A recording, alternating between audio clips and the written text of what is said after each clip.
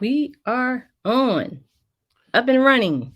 We are live. We're live. We're live. Live. Live. Yeah. I'm ready then. All I'm ready. right. I'm ready. I'm ready. I'm ready. I'm ready. I'm ready. Oh, you got coffee. You cheating? Actually, Or you, it's it's green tea. tea. It's green tea. Tea. Yeah. Oh, okay. But yeah, I'm a little sleepy right now. It's I been am too.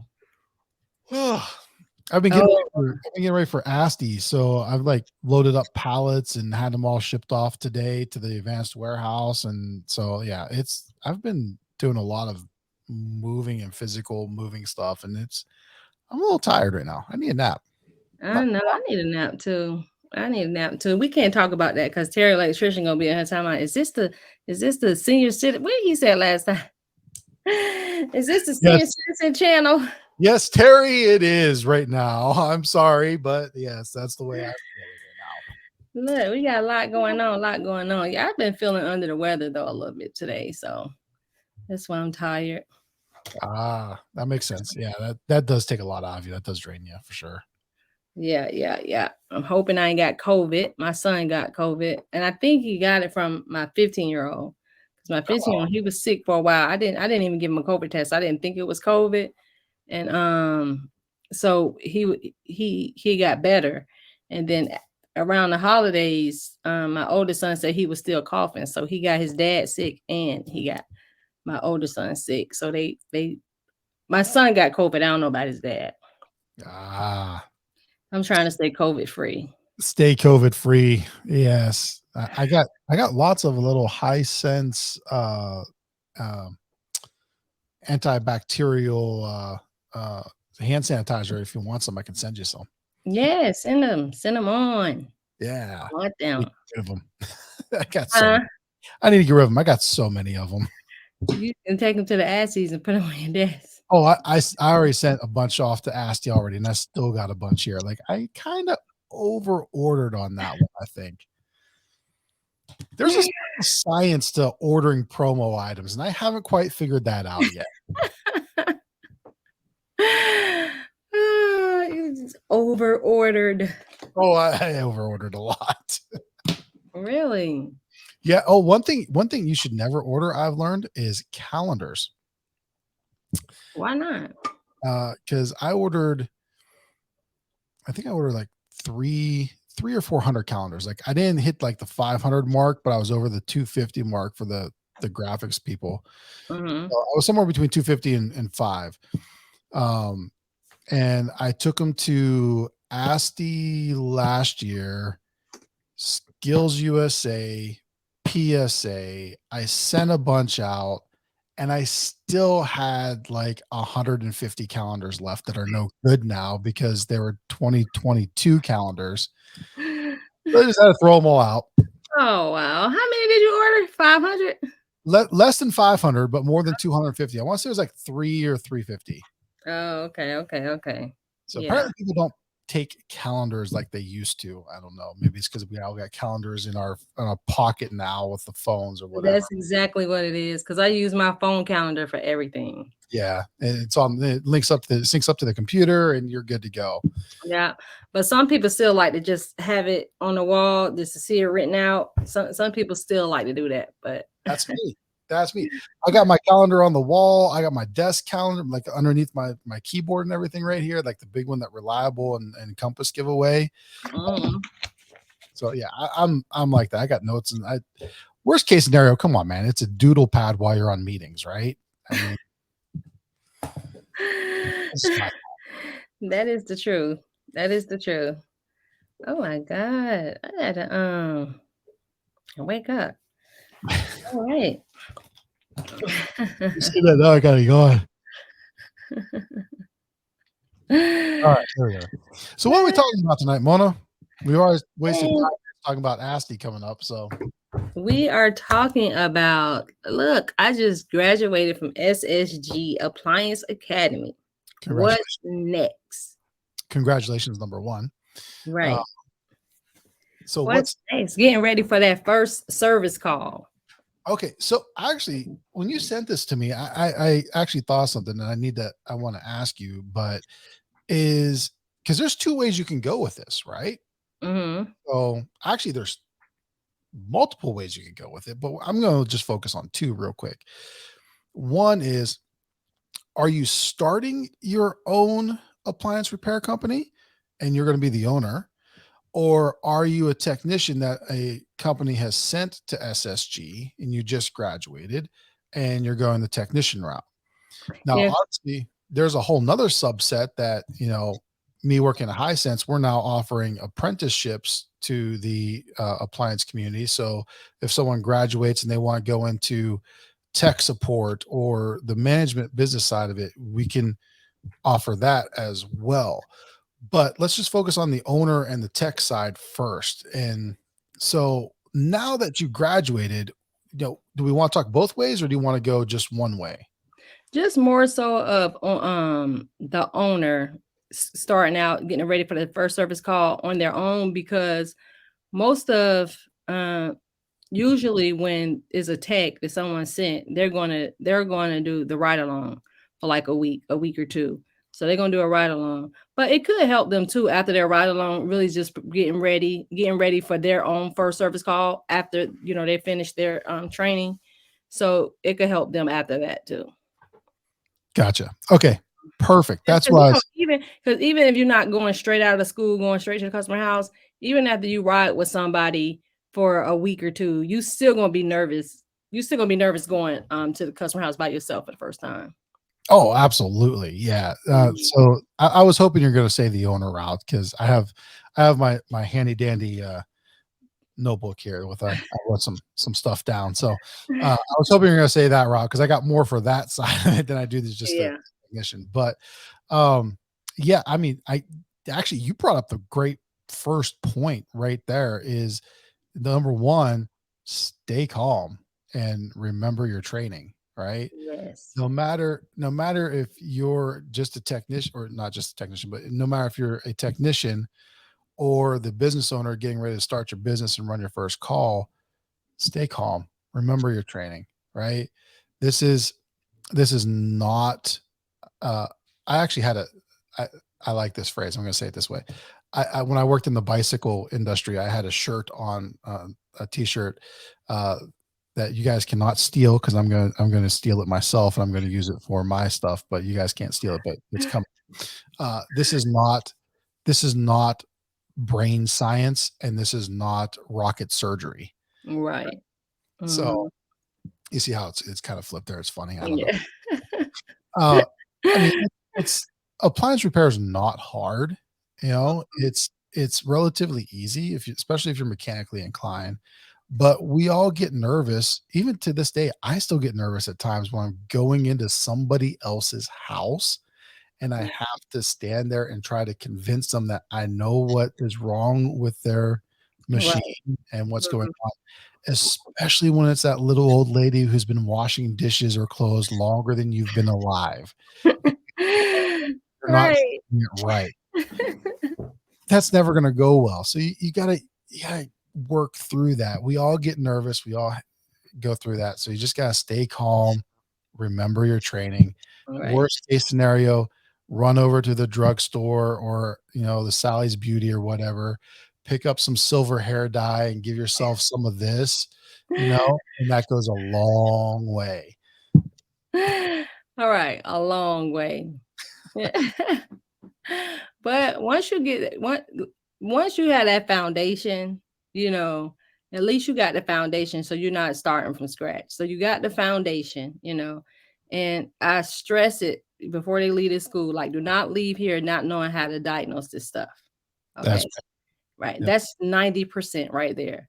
So when you get to that customer house and you whipping out your multimeter and your schematics and stuff like that, they're already going to feel like you know what you're doing. Yep. But you got to remember too, though, that a lot of the stuff today is coming off, especially with the LG and the Samsungs and even some of the GEs now, they're getting a lot more computer heavy, right? Computer based, control board based. So when in doubt, one of the first things you always got to do is, have you tried turning it off and on again? Reboot the system. Number one. Have you tried turning it on again? Try that. See if that works. See if that gets you through. Yes. The other thing I think is really important, especially if you're going to be an owner and you're starting out, is to know your area. Now, there's a lot of different parts to that alone, but knowing your area, because I've actually seen firsthand servicers who got in trouble with the state because they were in a location where you have to be a licensed plumber to work on gas appliances, Oh, wow. or they're in an area where you have to actually call the gas company. Only the gas company is allowed to come out and work on your gas appliance. And there's a couple areas around the nation too that in order to work on high voltage electric, such as your range or your electric dryer, you would have to be a licensed electrician. So know those laws, know those areas that you're working in, and know if you need to be or have certain licenses or backgrounds in different fields in order to work on those particular appliances. All right. So Mhm. that's a big one. Yeah, that's a big one. What else? What else you got? YouTube. Like, Oh yeah, info. get the model and serial number from the customer beforehand before you go out there, so you Yep. can research their units. That way, so you don't come up on something that you never have seen before, because you're gonna do, it's gonna happen a lot. Oh, But at least if you kind of do your research and prep for it before, and see how it's disassembled, and lay your eyes on it, you won't go in and be shocked like, oh, I never seen this before. Yep. So do your research the night before on each unit that you're going to, especially if it's something you've never seen. yeah, and that also brings me to kind of add on to that is, where are you getting your information, right? Are you getting it all off of YouTube? Do you have a subscription to like Whirlpool Service Matters? Are you hooked up with me and Hisense and getting you information on service manuals and bulletins and all those things? But make sure you have multiple ways to get information. Yes. You have that available to you, because you're going to run across something. Like, I actually got a service call yesterday, as a matter of fact. You Called still doing service calls? every once in a while. I go You out. went back out? Gotta keep that dust off. From building. No, when you went out the other day, you missed it. It was like, oh, I missed this. Yep. I got to get back out here. A little bit. Just, then I also kind of remembered why I stopped doing service calls. No, I actually really enjoyed it. But I actually had a lady call me, and she has a upright freezer, like of a brand that I've never heard of. I've never heard of it. It's weird off-brand name, whatever. And so I started doing my research, going through my database of materials that I have, and come to find out it's a Medea. It's actually a pretty well-known upright freezer that's been around for like the last 7-8 years in the United States. So I'm like, oh, I've worked on this. I've already worked on this. I know how to do this. What was it called? Do you remember? Because I think I had one like that. Actually, give me a second here, and I'll about a month or so ago. And it see, I printed up the service manual too. So I still do the same things we're talking about. I still do too, because I had no idea what it was. It turns out it was a Medea. I can't remember what she said it was though. So with Hisense, do they have access? Hisense have access to all the service manuals? I mean, for other brands, or just Hisense? Just Hisense in their particular brands. Okay. But because I do training and I still run my service company on the side as well, I have access to other manufacturers as well. I can't remember what she said it was, because it's not on the service manual. I don't remember what it was, but yeah, it was a Medea. It turned out to be a Medea. Okay.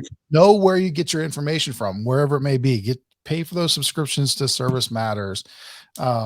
Get GE database or whatever you can find. Wherever you can find database of manuals, like UASA, the United Appliance Servicers Association, and ASTI at the convention, they have a whole database of manuals as well. So get that information and get access to that information because you will need it eventually. Yeah, definitely. Definitely gonna need it. Oh, I got one. What?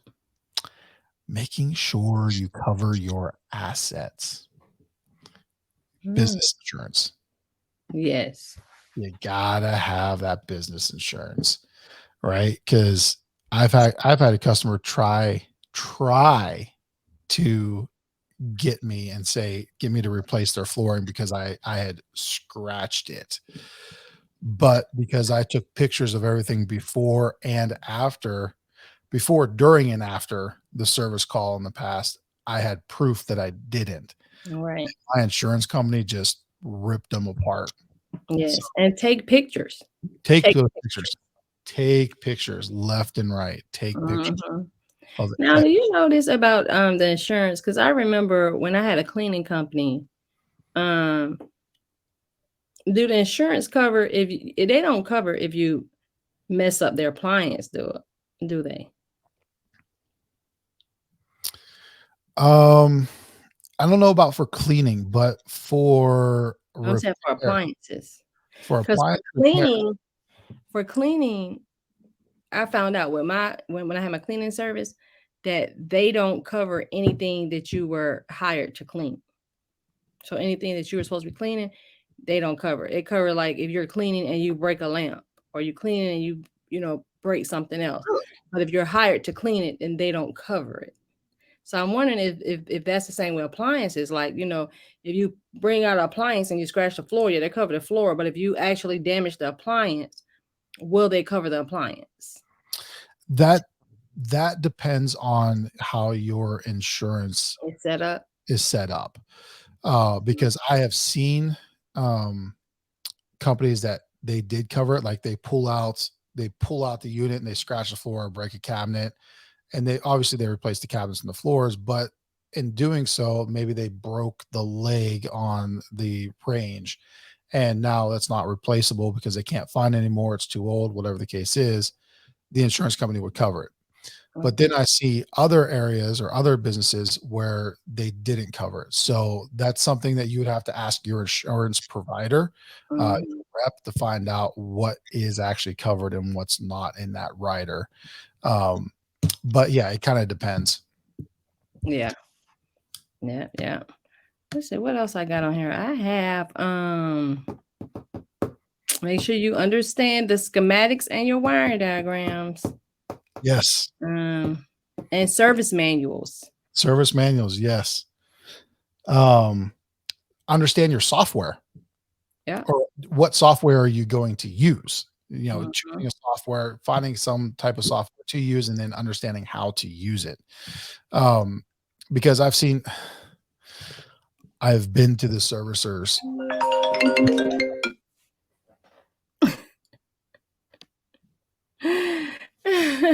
Time's up. We're out. I've been to those servicers. That are still running on paper, and they have stacks of claims and things that you need to file away. No, you got to get a good software management system, and you got to get those systems set up and in place, how they work. Speaking of which, that kind of reminds me too, though, understanding your systems, having those systems in place. But do you want to be warranty, or do you want to work on warranty, or are you just going to strictly be COD? Because here's kind of the flip of it, right? Warranty is always good because it gets your foot in the door, right? Right. And it gets your name out there. It helps with the advertising, which is a whole nother ball game that you got to think about. But you're not going to get rich off of it, right? You're going to make a living. It'd be a decent living, but you're not going to make the most amount of money off of doing warranty claims. Get your foot in the door. Then the COD, the COD is great because you make the most amount of money, but the COD market is a lot of up and down, up and down, up and down. So if you're in a down spot, of season with the COD, well, the warranty claims can help.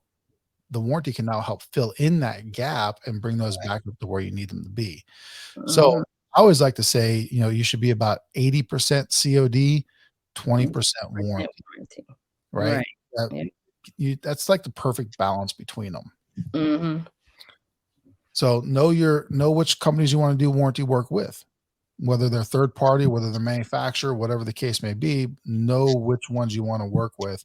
Do the research, work on your negotiation skills to get the best possible rate for your area. Right. I have a little spy. What do you need? Yes, that's fine. Is that the little tech? Oh, that's your daughter. That was my littlest daughter. She was asking if she could do her screen time. Oh.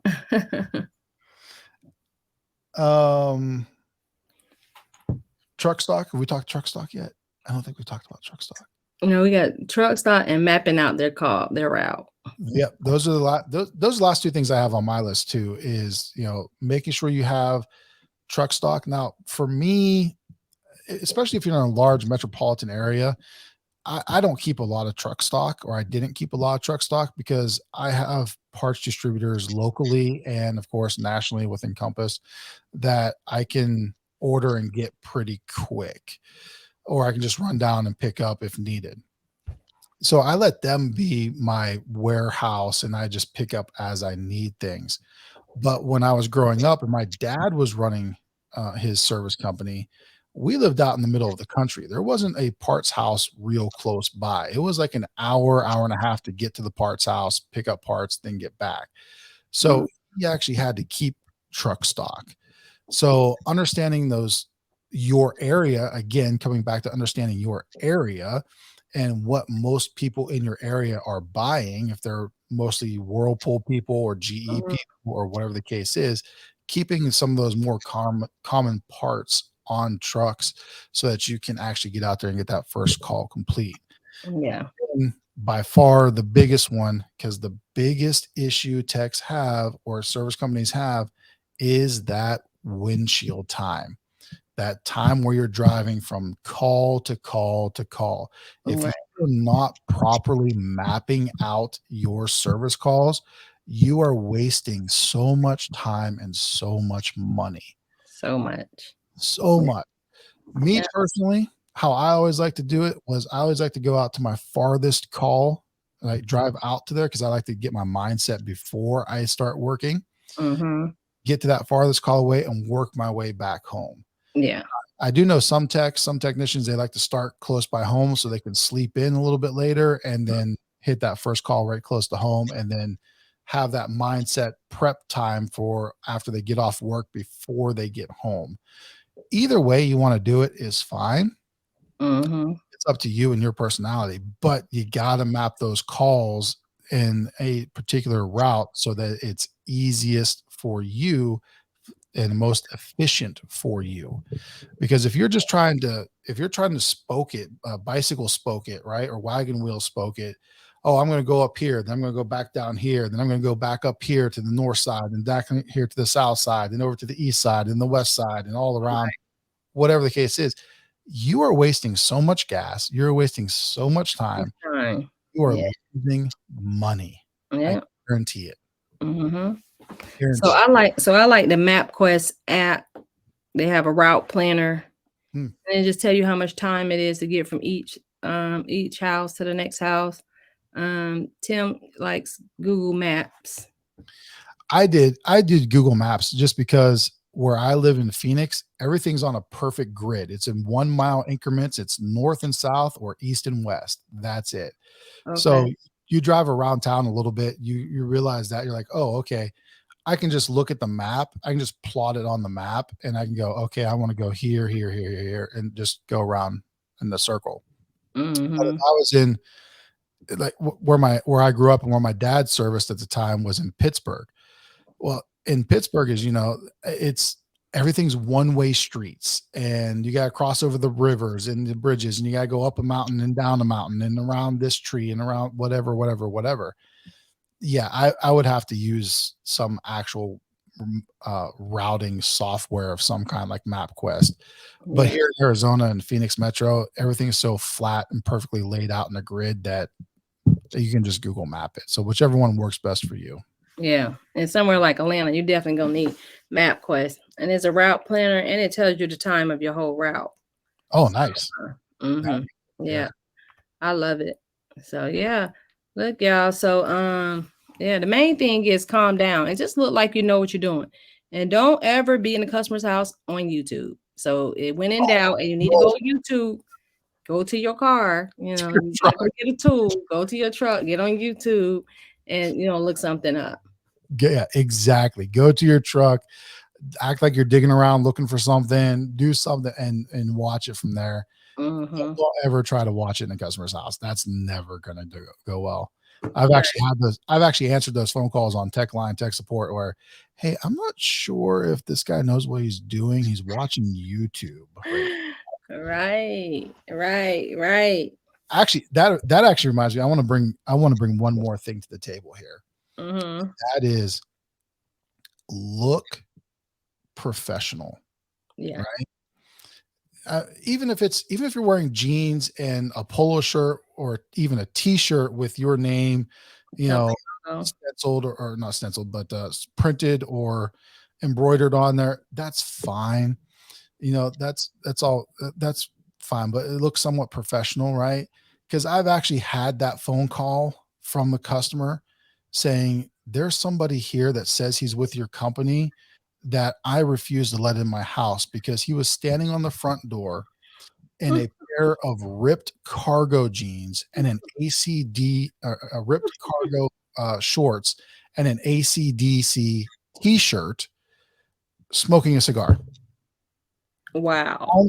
On the customer's doorstep. I'm not making this up. I actually have the recording somewhere on my computer, but I just couldn't believe it. I was just completely flabbergasted that this technician would show up in ripped and stained cargo shorts, an AC/DC shirt, and then he's standing on the customer's doorstep smoking a cigar, saying, I'm here to work on your refrigerator. I wouldn't let him in my house. Exactly. I wouldn't let him in my house neither. Yeah, so look professional. What do you think about asking the customer to use their restroom? Only if it's an absolute emergency. Absolute emergency, yeah. Absolute emergency. There are so many McDonald's, Starbucks, Quick Trips, whatever on every corner you can stop before you get there. Yeah, don't we're all adults. We know if we have to go to the bathroom or not. Right. Use it before you get there. Right. Yeah. And then even worst case scenario, hey, I got to run down to Ace Hardware to pick something up to fix this, and then go stop and use the restroom there, then come back and finish the job if you have to. Like I would rather do that than use the customer's restroom. Right. Yeah, exactly. Look, y'all. So look, get ready for that first call. Be calm though. And the best part about it is you got the foundation. So you're gonna be all right. You got the foundation. Be good. You learn how to troubleshoot the stuff. For anybody who needs it, look, go to www.ssgapplianceacademy.com. It's in the description, and jump into some of these classes. Jump into the upcoming 2-week class, basic appliance course, so you can learn how to troubleshoot these appliances. So you'll have more confidence when you go out on your service calls. And that's right. And after you graduate SSG, you've done all this, you're ready to be professional, get out to those service calls. It is going to be absolutely, and I hope you're not lactose intolerant, because it is wait for it, dairy. Legendary. Legendary. Right. Look, y'all, subscribe to the video. I got Tim Burdick. His link is in the description also. Subscribe to his channel. Y'all get over to Appliance Bootcamp. If y'all don't know how to get there, it's in the description also. I'm about to go to sleep. There we go. Yeah, but y'all definitely getting some of these classes. They filling up quickly for the new year. I like it. That's always a good thing. Yep. All right, you guys. Look, we will see y'all. If y'all have any questions, put them in the comments, and we will answer all questions on Monday. We will see y'all live on Monday. Yes, sirree. All right. See you guys. All right. Where I look up at? That's all, folks. That's all, folks. I thought I hit it, but I guess I didn't press it hard enough. We have 7. Good night, guys. Good night, everyone. And ladies. And ladies too. That's why I said everyone. There we go.